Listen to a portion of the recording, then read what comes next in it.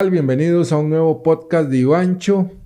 El día de hoy con un invitado muy especial. Me acompaña acá Luis Montoya del canal Historia y Cultura de YouTube, Historia y Cultura CR, también conocido como Lucius Alexandrus. Bienvenido, Lucius. Muchas gracias por la invitación, don Iván. Claro, bienvenido. Es un gusto tenerlo en este nuevo episodio. Y este canal lo descubrí yo por medio de Instagram, si no me equivoco, que vi ahí las historias. Estoy trabajando en un documental y he estado siguiendo muchas cuentas de cultura, de historia de Costa Rica. Y ahí me apareció y ya vi todos los videos del canal de Luis. Invitadísimos a seguirlo. Ahí les vamos a dejar el link en la descripción del video. Recuerden suscribirse, darle like a este video. Y espero que les haya gustado el episodio anterior. Bueno, tenemos hoy tiempo contado, ¿verdad? Así que vamos a entrar en materia de una vez. Bienvenido, Lucius. De verdad que me ha parecido muy interesante tu canal. Él, aparte de hacer los videos, también hace las ilustraciones, los dibujos y luego los anima, ¿verdad? Y los locuta y además hace toda la investigación histórica. Háblanos un poco de este proyecto del canal Historia y Cultura CR. Sí, eso es lo más difícil, la investigación, por lo menos para mí. Porque básicamente a veces tengo que leerme como más o menos como un libro al mes. Yo no estudié historia, digamos, yo no soy un historiador profesional. Yo me considero, digamos, un aficionado a la historia. Entonces tengo que investigar yo y muchos de los datos no están en internet, no están así, ¿verdad? Ahí nomás. En parte para eso estamos haciendo estos documentales, para contar estas historias que la gente no conoce. También para aclarar algunas imprecisiones que hay, ¿verdad? Veo yo que sí tenés mucho detalle en cuanto a la precisión, que en uniformes, que en ambientación de la época, armamento y demás, ¿verdad? Sí, correcto. Para eso utilizo muchas referencias, las fotos de la época. Entonces, con estos documentales ahí tenemos la era de los Tinoco. Estoy un poco nervioso porque usualmente tengo siempre un guión. Entonces, esta es de las primeras veces que estoy hablando así sin... Ya pronto se va a relajar y va a ver que va a fluir. Normalmente siempre tengo escrito lo que voy a decir. Pero bueno, en esta crónica de los Tinoco, todo lo hicimos... todo lo hice fijándome en fotografías. Tengo algunos amigos ahí que a veces sobre todo un saludo a Fabio, que es un amigo que siempre me envía fotos. Entonces el carajo tiene fotos así de todo. Yo vi la entrevista con él en el canal. Ah, sí, él fue la primera entrevista que hice cuando todavía no sabía qué dirección iba a tomar con el canal. Todavía no sabía, yo pensaba hacerlo como un podcast de repente, pero mucha gente me dijo como no, madre, meta más fotos o meta más videos, usted que sabe animar y todo eso. Claro. Y ahí fue como tomando dirección el canal. Y sí, una de las cosas lo más complejo es hacer la investigación. Algo que vale la pena mencionar es que de lo que uno ve en los documentales es como decir la punta del iceberg de todo lo que... Sí, en el caso de tus documentales trae mucho detalle, veo yo, ¿verdad? Sí, igual aún así hay cosas que yo digo como, pucha, meto esto, ¿será que vale la pena incluir esto? Como ver qué tipo de historia quiere uno contar. Porque lo de los Tinoco son 8 mini episodios, pero bien pudieron haber sido 16. Es que fue una historia fascinante de la historia de Costa Rica. Sí, y yo realmente, digamos, a mí personalmente, me sorprende que la gente no conozca esta historia de los Tinoco. Porque es una historia fascinante, es como una historia de película, digamos. Claro. Joaquín Tinoco es un villano de película. Autor, Carlos Cortés, en el libro 1919, el año de la ira, desarrolla mejor que yo el personaje de Joaquín Tinoco y lo hacen buenísimo. Joaquín es el hermano de Federico. Joaquín es el hermano, pero... El ministro de guerra. El ministro de guerra, pero mucha gente lo considera como quizás el verdadero, Tirano. El verdadero tirano, hay un libro que dice que es el verdadero hombre fuerte de la dictadura. Claro, porque ya viendo el personaje, el hermano, y viendo tus documentales, viendo al presidente Tinoco, no sé, es una persona que veo yo que dentro de lo que pueda caber de la maldad que le señalan o tal, era una persona, creo yo que hasta llena de inseguridades, diría yo, porque tenía hasta este problema que se pintaba las cejas y yo no sabía eso. Cuéntanos de esa parte. Sí, la alopecia Sí, total es, sí. es el tema. Eso tenía que marcarlo, me imagino. Sí, eso hasta donde yo sé, lo tiene desde niño. Y por eso es que le ponen este apodo, Pelico, como de pelón. Y como que es una mezcla de Pelón y Federico, algo así era. Ah, interesante. Sí, entonces, y de hecho, mucha gente sí lo ha marcado como el dictador más terrible que ha tenido Costa Rica. Pero realmente, si usted se pone a compararlo con muchos otros presidentes de la época, las cosas que él hace no son tan terribles, porque muchos de los presidentes de esas épocas hacían persecuciones y todas las cosas. Y aquí realmente la persona que yo digo, como el que hace las verdaderas barbaridades y todo esto es Joaquín. Es el que lleva a cabo algunas sesiones de tortura y todas esas cosas. Bueno, amigos, contarles que el canal de Lucius arranca en el año, bueno, arranca actualmente, pero en la historia, en la línea de tiempos de los años 1500. Háblanos un poco qué puede encontrar la gente ahí, qué etapas de nuestra historia, ¿verdad? Sí, es que la idea son 500 años de historia. Y inicia con la llegada de Cristóbal Colón. Y la razón es porque ahí comienza la historiografía, la historia escrita. Diego Colón, el hijo de Cristóbal Colón, iba redactando, iba como escribiendo lo que iban viendo.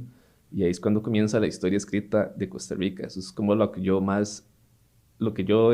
investigo. Antes de eso podemos derribar la historia, pero a partir de la arqueología. Entonces yo estoy iniciando con el periodo de los conquistadores.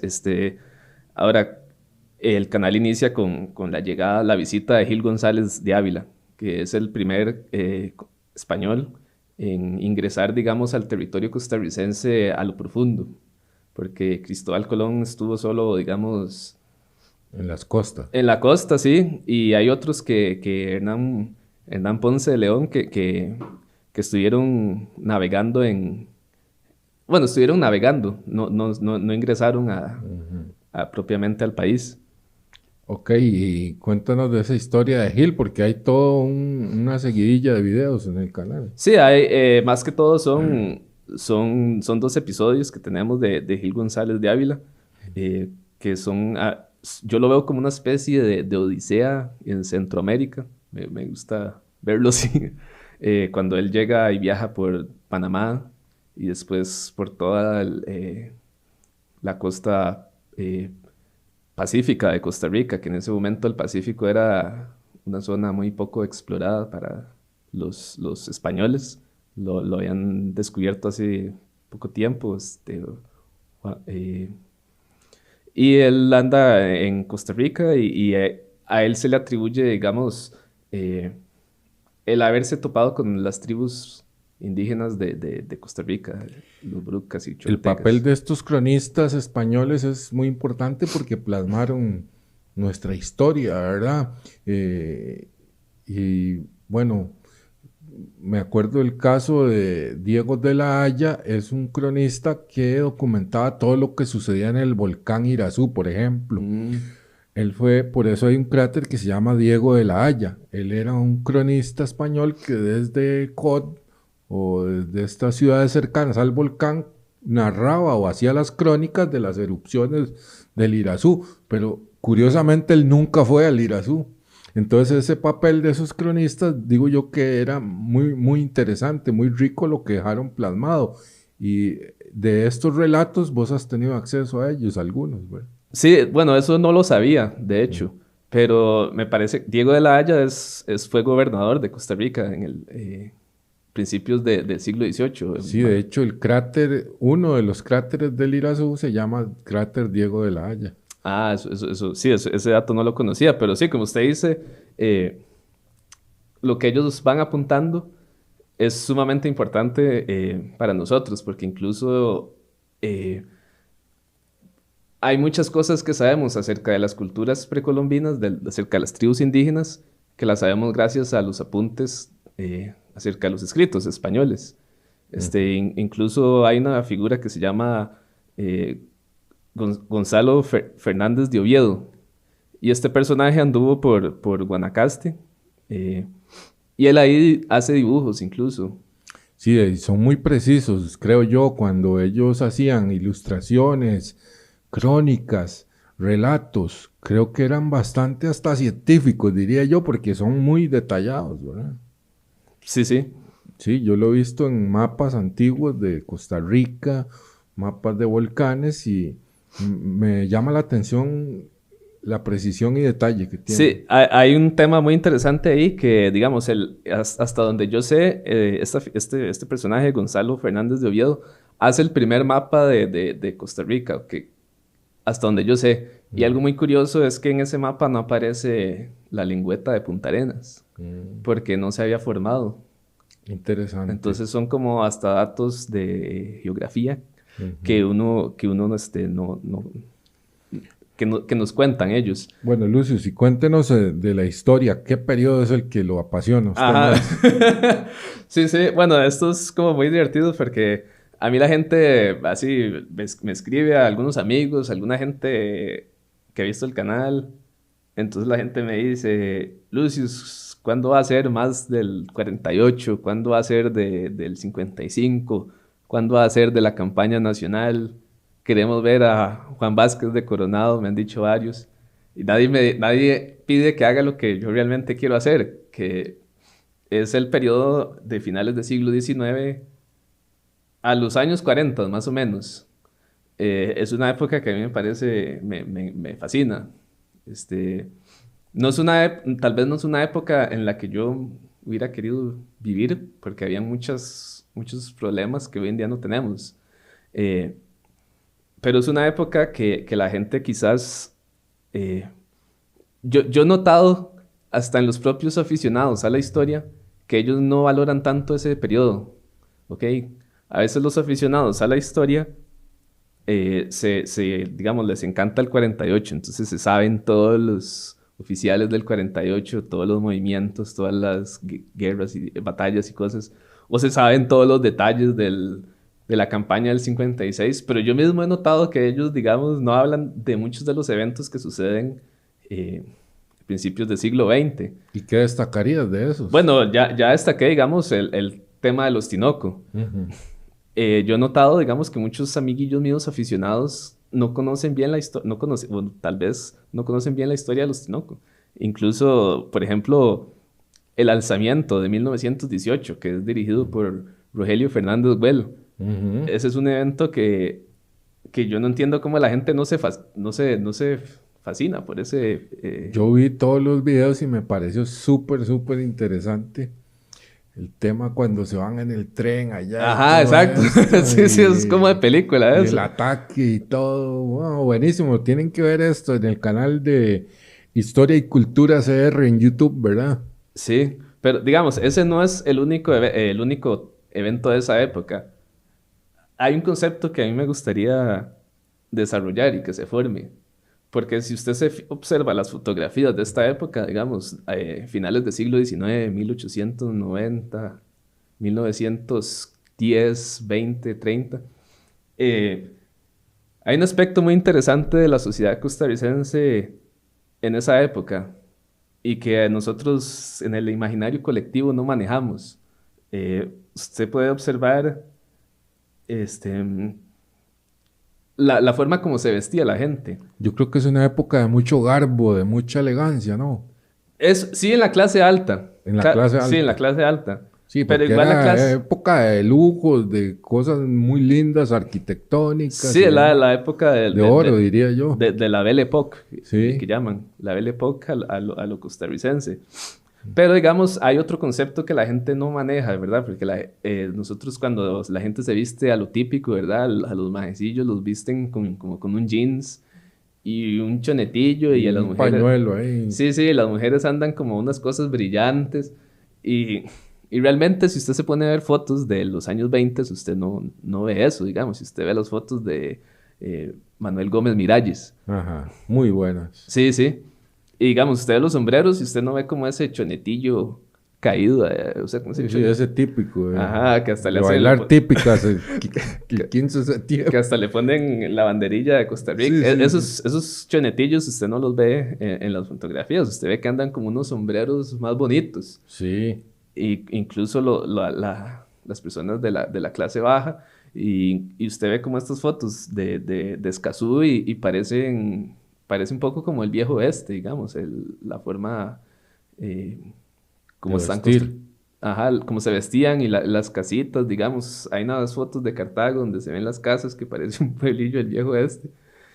Usted ve las fotografías del ferrocarril. Como casas de adobe son, me imagino. Sí, algunas sí, pero hay otras que tienen como las barandillas y que están construidas como estas casitas del viejo oeste que es como una filita ahí. Lucio, es interesante lo que me enseñaste una foto de los filibusteros, cómo era que se vestían, ¿verdad? Porque estuvimos viendo algunos documentales ahí en la previa y no los retratan tal cual eran, sino que parecen, en la realidad eran como los bandoleros de las películas americanas, ¿verdad? Sí, es que eran eso. Y yo me imaginaba como soldados, a lo que me enseñaban a mí en la escuela, ¿verdad? Como soldados americanos y así los retrataban y en realidad son como Jesse James o esos vaqueros del Ujú. oeste, ¿verdad? El bueno, el malo y el feo y estos, Ujú, ujú, ¿verdad? De ujú. las películas. Increíble, con su sombrero de copa y todo, Ujú, ¿verdad? ujú. Sí, es que estuvimos viendo unos documentales bueno, con mucho respeto, ahí digamos, hay uno que parecían policías modernos, ¿verdad? Como con una Sí. camisa azul y con una gorrilla, una gorrilla moderna, digamos, y con los rifles casi que como escopetas modernas, ¿verdad? Entonces, eso claramente no calza con lo que vemos creo que es un daguerrotipo lo que estábamos observando, el precursor de la fotografía. Ujú. Eh, Quizás los oficiales de la campaña de los filibusteros sí se vestían como el oficial americano, pero lo que hemos visto en esas imágenes es que sí son como el tipo vaquero. Y hay que recordar que, digamos, el look de los vaqueros eh, se lo han apropiado, digamos, los estadounidenses, pero realmente eso deriva de lo español, ¿ok? Por eso es que usted ve, digamos, en Argentina y en todos estos países, Bolivia y Brasil, los gauchos, El ¿verdad? gaucho, sí, claro. Que son vaqueros. Y digamos, en México. Entonces, digamos, toda esta zona tiene ese tema de los vaqueros y Centroamérica no tiene por qué ser una excepción, digamos. Aquí Mm. lo que tenemos es como un look un poco más. Campesino. Sí, más campesino y tropical, pero digamos, usted ve muchas fotografías y en serio los maes parecen vaquerillos. E Ujú. incluso aquí se importaban los revólveres y toda la cosa, las Smith Wesson, todos esos Colt y toda esta cosa. sí, todo eso se importaba. Ujú. Entonces, digamos, Que eso es todo un tema, el armamento de guerra y demás. En un video de Lucius me llamó mucho la atención allá en Zixaola, donde ponen un cañón y disparan. Creo que fue en Zixaola, ¿o no? en Zigzagola, Sí. sí, sí, sí, me perdí en Esto es con la guerra de la guerra de Coto. Sí, Coto, sí, lo sí. que ponen es Una una metralleta. ametralladora Maxim. Ajá. Que es la misma ametralladora que se utilizan en la Primera Guerra Mundial. Entonces esas son unas piezas pesadísimas que... Qué increíble que tenían acceso a ese tipo de armas, ¿verdad? De ahí es que es que digamos, Costa Rica por su posición geográfica tenía que tener buen armamento. A nosotros nos gusta pensar que hoy en día hemos creado esta concepción, esta idea de que somos un pueblo pacífico, pero eso no ha sido siempre. Eso lo podemos hacer hoy en día, que ya vimos como en otra época, pero Costa Rica por su posición geográfica tenía que tener buen armamento. incluso eso usted lo ve, digamos, en el escudo de armas, ¿verdad? El escudo de finales del siglo XIX, el escudo, usted lo ve y es puras lanzas y picas y hachas en el escudo. No sé si se lo imaginan, el escudo anterior al que tenemos. Ajá, sí, claro. Y Costa Rica tenía que tener defensa porque... Por la posición. Sí, porque al sur estaba Colombia, que se apoderó, digamos, de Bocas del Toro. Y al norte siempre estuvo, digamos, Guatemala, que quería incorporar Costa Rica de nuevo a la Federación Centroamericana. Pero eran valientes esos ticos de antes, ¿verdad? Sí, sí, sí. Eran de armas tomar. Ajá, totalmente. Siempre tuvimos amenazas. Bueno, Costa Rica fue invadido por Morazán y toda la cosa. Tuvimos varios...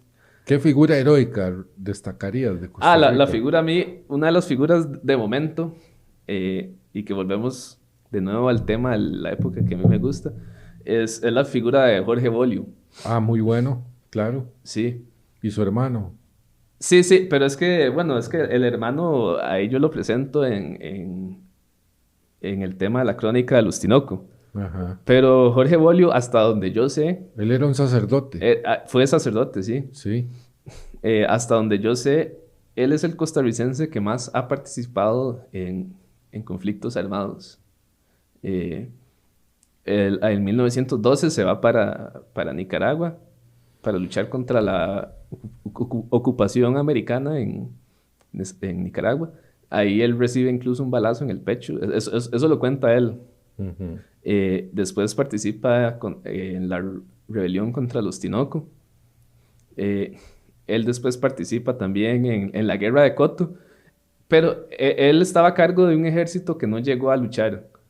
Porque él iba a liderar el ejército que iba a enfrentarse, digamos, por el frente del Pacífico. Uh-huh. Y como esa guerra se acabó tan rápido, él no llegó al frente. Bueno, y él salió airoso al final de todo, no fue que lo mataron. No lo mataron. Contanos de esa guerra de Coto, porque mucha gente no se imagina qué fue eso, ¿verdad? Que fue que se nos metió Panamá a Costa Rica, ¿verdad? Sí, yo estuve indagando para ver si había como algo, como decir, para ver si realmente era territorio costarricense. Aparentemente sí era territorio costarricense, de acuerdo a este fallo White. ¿Y quién lideró esa batalla ahí en Coto? Porque en el video que vos hiciste es súper interesante, como se ve la balacera tremenda que se armó. Sí. Eso es lo más, eso es lo más divertido de hacer cuando estoy animando, es hacer las balaceras. Siempre hay espacio para ampliar más los temas y hay muchas historias como pequeñitas ahí que yo invitaría un poco a la gente a que investigue más el tema. Porque, digamos, en el documental la idea para mí es darles una idea, por lo menos que sepan que existió la guerra de Coto. Pero ya dentro del tema hay más anécdotas, ¿ok? Y con los Tinoco también hay más anécdotas. Hay muchas historias que yo no incluí en el documental. Como les dije, pudo haber sido un documental de 16... Pudieron haber sido 16 episodios. Claro. Por ejemplo, hay una figura que se llama Lorenzo Cambronero, que casi nadie lo conoce, pero es un tipo también, un tipo de armas, una persona de armas tomar, que él también inicia como esta rebelión contra los Tinoco. El tema es que fue más chiquitita, pero tal vez ahí más adelante vamos a ampliar más el tema. Él incluso en 1923 hace un alzamiento ahí en la zona de Miramar, y por eso le digo que ese periodo, inicios del siglo XX, es sumamente interesante. Y lo conecto también con lo que es este concepto del viejo oeste. Digamos, ¿qué más viejo oeste que el tema del oro? ¿Verdad? En Costa Rica tuvimos una zona de las minas. Sí, las minas, correcto. Allá en Punta Arenas. Sí, es que realmente es de Punta Arenas hacia casi que hasta Nicoya, digamos, en todas esas zonas se dio minería. Vos sabes que el oro y el café fueron lo que fondió mucho el desarrollo de Costa Rica, ¿verdad? En muchos aspectos. O sea, fue lo que generó dinero. Ujú. El oro y el café. Sí, incluso es interesante porque hay familias ahí matrimonios, Ujú. con los que se daban estas alianzas entre el café y el oro. Y ahí también estaba metido la figura de Minor Keith y toda la inversión extranjera. Eh, bueno, sin esa inversión extranjera no hubiera sido posible muchas cosas en Costa Rica. Claro, pero veían el potencial que había. Ujú. Esto era una maquinita de hacer dólares, Es ¿verdad? que Costa Rica realmente es un Un país paraíso rico. natural, incluso, ¿verdad? Con Sí. riquezas tremendas. Sí, es un país sumamente rico, digamos. Los políticos son los que lo han empobrecido, Mm. pero es un país con muchos recursos. Y bueno, en esa zona digamos, el lugar donde construyen un sitio muy interesante es Avangares. Ahí yo tengo Ajá. el documental, el edificio de los Mazos, que dicen que era el edificio más alto de Centroamérica, que son de el edificio es de 7 pisos. Hoy en día quedan las ruinas, pero incluso las ruinas a mí personalmente siento que se ven más interesante que, que, lo, que como se veía cuando estaba construido todo. Ajá. Eh, en ese escenario de Avangares, y en todos estos lugares de las minas, van a haber una serie de alzamientos y huelgas. Pero estas huelgas no son como las que vemos hoy en día. O sea, no es así de, ¿cuándo lo queremos? Ya. O sea, no son protestas de ese tipo, ¿Eran sino más que bélicas o qué? Sí, sí, o sea, cuando habían huelgas solían ir armados la gente. Entonces, imagínate que en 1911 hay una huelga, hay una rebelión ahí en Avangares.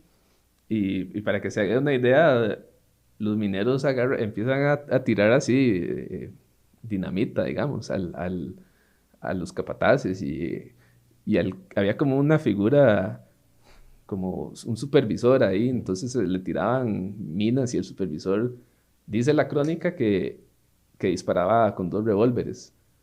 Entonces, imagínese Puro el viejo este. imagínese ese cuadro. Ujú.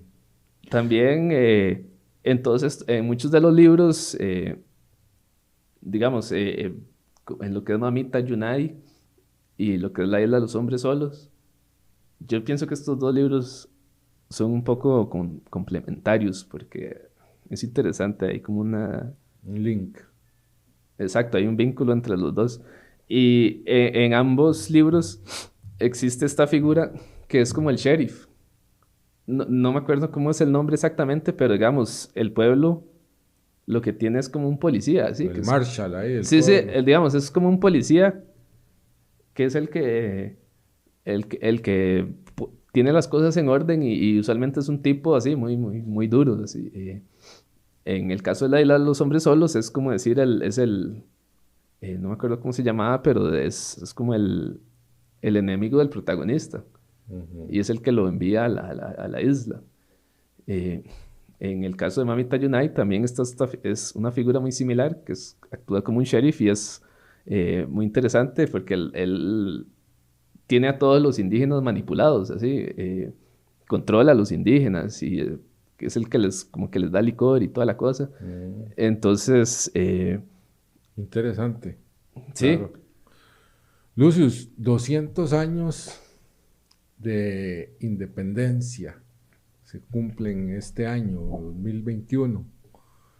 Eh, ¿Cómo ves esta Costa Rica de ahora, la Costa Rica del pasado? ¿Qué reflexiones haces? ahí van. Mejor. Mentira, mejor. Eh, bueno, sí. Bueno, es que a mí realmente no me gusta el gobierno que tenemos actualmente. Y me parece, más con toda la corrupción que salió, digamos, la semana pasada. Con el caso Cochinilla. Ajá, Sí, exacto. sí. Y entonces, de ahí es un poco vergonzoso, la verdad. Sí, Eh, yo estoy de acuerdo con vos. Y es triste, digamos, porque nosotros tuvimos estas grandes figuras, digamos, en la independencia.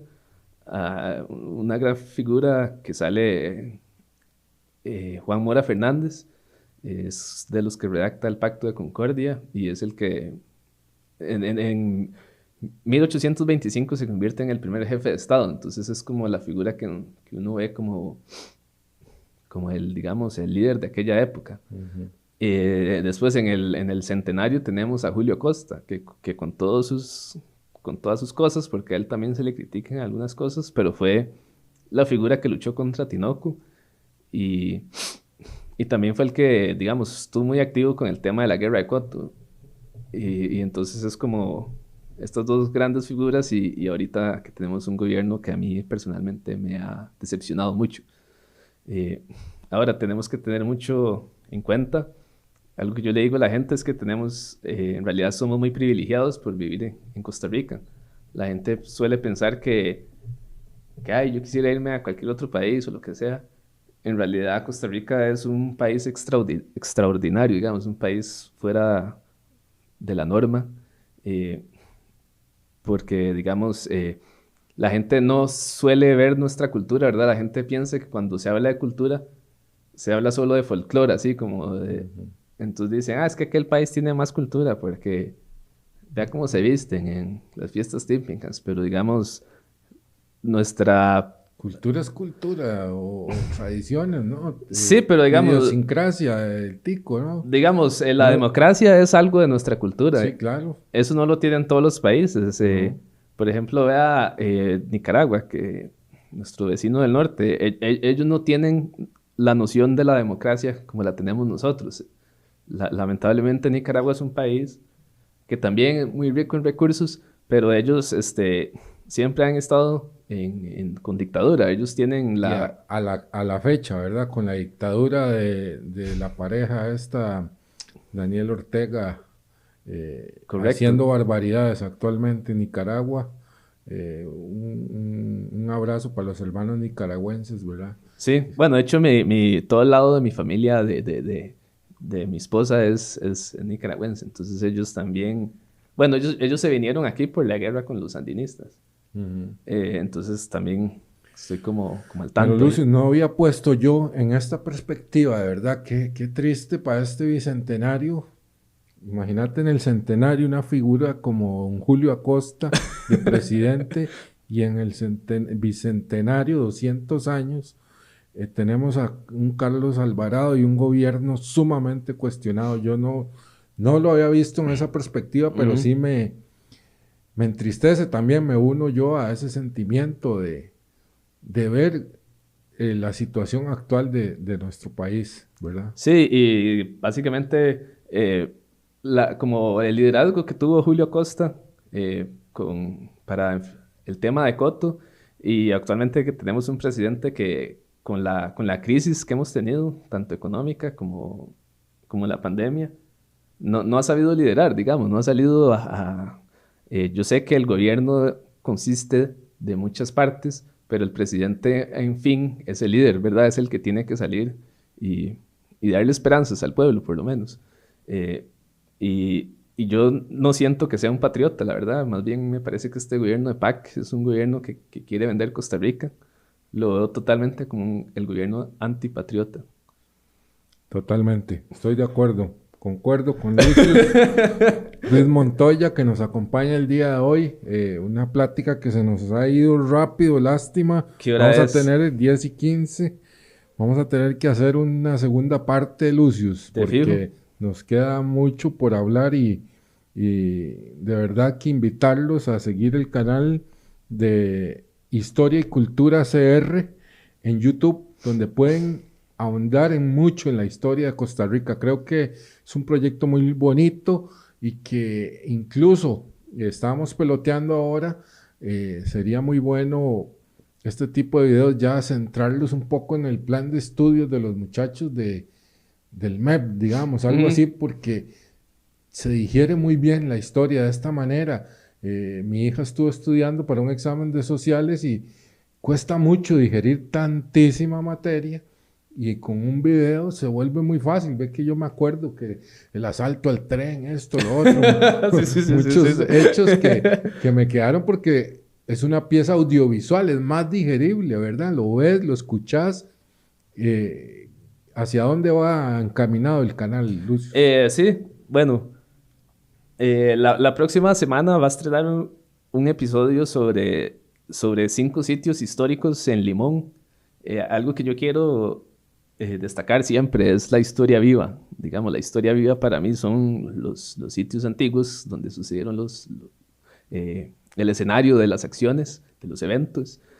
Y también perdón. No, qué interesante el Limón, ¿verdad? Tal vez ahorita trato de adivinar alguno, a ver si pego. Ok. Sí, adelante. Ok. Digamos, no solo los sitios, sino también algunas piezas, algunos objetos. Por ejemplo, con los Tinoco yo mostré la bomba Nox, que es este carrito de bomberos. Sí, que está ahí en los bomberos de San José. Exacto, correcto. Entonces, digamos, ve el valor que tuvo ese... Lucio, si no sabía yo que también lo usaban para tirarle a las protestas, ¿verdad?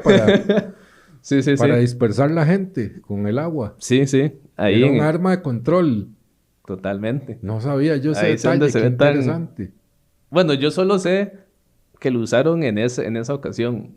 Sí. No sé de otra protesta, pero eso está en los libros, eso está ahí grabado. Incluso dicen que le cortaron las mangueras los protestantes, los huelguistas en ese momento. Y entonces, digamos, a mí me gusta destacar algunas cosas que todavía tenemos de esa época. ¿Y esos sitios de Limón, de qué época estamos hablando? Porque, bueno, un lugar emblemático era el Black Star Line que se quemó, ¿verdad? Ajá, desgraciadamente. Correcto. Sí. No sé si ya lo habrán reconstruido, si te diste la vuelta por ahí, ¿verdad? Pero creo yo que ese es un lugar emblemático. ¿Qué otro podríamos adelantar algo ahí del video? Bueno, son los sitios que se construyeron hacia finales del siglo XIX, entre 1895 y 1911. ¿Ok? Ahí está uno de mis edificios favoritos. Perdón. Uno de mis edificios favoritos de Costa Rica, que es el edificio de Correos de Limón. Sí. Ahí les voy por si no lo conocen, ahí vamos a tener unas tomas. Hay muy lindos edificios de correos y telégrafos, se llamaba antes, ¿verdad? Por ejemplo, el de Heredia es una belleza, ¿verdad? Correcto, sí. Que también me he vuelto bien aficionado de la arquitectura. Ajá, bueno, sí, tenemos eso en común. Sí, yo tampoco estudié arquitectura, pero me encanta, digamos. Y muchas veces la gente dice como, es que aquí en Costa Rica no hay arquitectura, pero yo no sé, yo siento que no han salido a las calles o qué. O tal vez esperan que seamos como una ciudad imperial, así como, ¿verdad? Porque las ciudades de Europa que tienen todos aquellos edificios es porque fueron centros de imperios. Entonces, edificio de correos, ¿y qué más? ¿Te diste la vuelta por Limón? El edificio el edificio de la United Fruit Company es otro que va a salir. Bueno, es como un complejo ahí de la United Fruit Company. Que era lo que llaman la zona americana o algo así, ¿no? De ahí es que... Bueno, así le llamaban en Golfito, por ejemplo. Ajá. Mira, es que ahí de ahí un montón de zonas de Limón eran de Minor Keith, digamos. Pero, digamos, él adquiere ese territorio, pero el resto de Limón no... Ese sería un buen tema para un video de estudios sociales, todo el enclave bananero, ¿verdad? Que lo ven mucho en el colegio. Sí, ahí como que lo menciono, pero no es el episodio que viene no es propiamente la historia del Limón, sino son los lugares. De estos 5 lugares, y obviamente que menciono... Algo del ferrocarril, ¿no? Sí, claro. Hay unos puentes ahí que va a haber. El famoso Codo del Diablo, ¿no? No. Hay una matazón en ese Codo del Diablo. Sí, posterior a la guerra del 48. Sí. Pero no, son los que han sido declarados patrimonio histórico, digamos, los 5 sitios. Que sería el puente ferroviario sobre el río Guasimito. Ahí Ahí va a quedar. Y después de este video voy a empezar un gran reto, que es la campaña nacional. Ahí vamos a ir armando la campaña nacional con las animaciones y todas estas cosas. Y ahí lo que podamos ayudar con todo gusto, ¿verdad? Ah, bueno, por ahí. Y una vez le ofrecemos la ayuda aquí a nuestro amigo Lucius. Bueno, yo creo que vamos a ir cerrando por el día de hoy. Nos ha ganado el tiempo. Hoy sí andábamos contados en tiempo, pero agradecerte por visitar el podcast de Ivancho. Esperamos tenerte en otro episodio. Podemos desarrollar otros temas que se nos quedan por fuera y tal vez profundizar más. Ahí podemos hacerles un especial más adelante. Ok, de fijo. Apuntado aquí. Excelente. Bueno, invitados a suscribirse al canal. Vamos a poner este video también en el canal de Lucius si él así lo tiene a bien para compartirlo y que llegue a mucho más personas. Recuerden suscribirse, darle like.